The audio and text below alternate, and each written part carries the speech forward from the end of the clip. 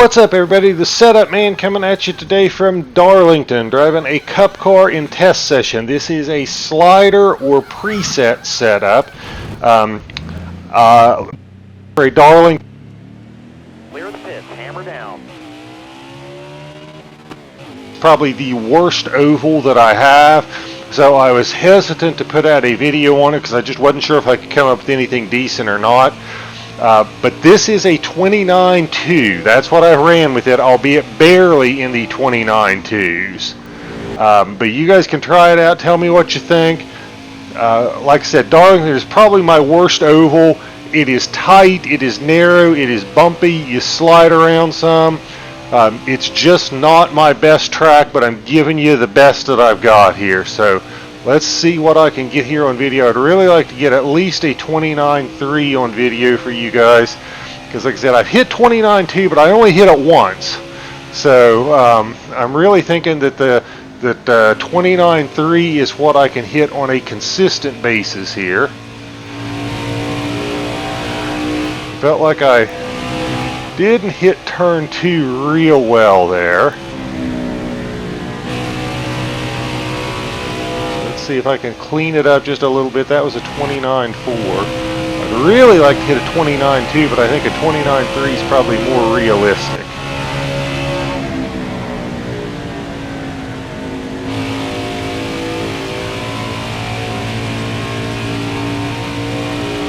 This didn't feel too bad. I felt like I was a little conservative getting into 3. Wow, there we go, 29.202.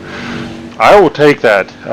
Didn't think I could actually get that, but I might be able to get a 29.1, but we're going to stick with the 29.2 here, and I'm going to tell you how I get around Darlington, and then we will go into the pits, and I'll show you the adjustments I make. But there are a couple things that are very, very subtle about this track and the turns that I think help me get around it, okay? When I am coming down here, you do brake a little bit going into 3, and this mark here where there is the 2 cones beside me is kind of my mark. But what I want to do is, cars don't turn very well when you're braking, okay? So what I try to do is turn the car just ever so slightly to kind of get it pointed towards the white line. And I try to do that just an instant before I hit the brakes. And what I do is I hit the brakes, and I'm on the brakes pretty soft, but I try to get the car pointed down, okay? And I am probably on the brakes not hard, just a little bit, up to about here. And when I let off the brakes, and when I'm on the brakes, I'm almost going in a straight line because I've already turned the car to angle it towards the white line. Then when I get off the brakes, I'm going to try to let the car drift up a little bit. Normally you don't come up real high in the corners of racetracks, but here at Darlington you do, and you're going to wind up clear up here by the time it's done drifting and settling. And these are red and white stripes around Darlington, and then you've got a big white stripe here right in front of me that says Darlington Raceway. About here, about this last red stripe before you get to that big long white one that says Darlington Raceway, about this red stripe is where I want to get back on the gas.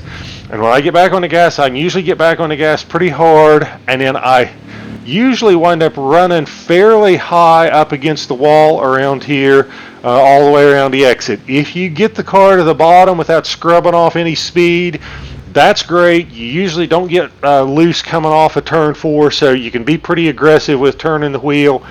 But I usually kind of ride up along here kind of next to the wall because I know I'm not going to scrub off any speed if I can hold it wide open around there. But that's how I get around turn 3 and 4. Let's go up here and then talk about turn 1 and 2. And there's a couple little subtle things that I try to do in 2 or in this. But what I am trying to do is about the last cone, you're going to lift and try to get the thing to come to the bottom. And you're out of the throttle, but maybe not even all the way out. You're not out very long.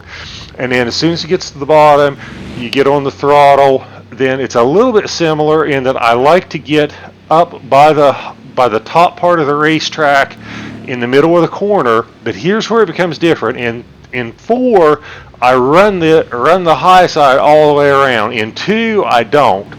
What gets you in trouble a lot at Darlington is coming off of turn 2 or off of turn 2, there's a huge bump out here, and if you are turning the wheel real hard, coming off of turn 2 and hit that bump, the car will just jump sideways on you.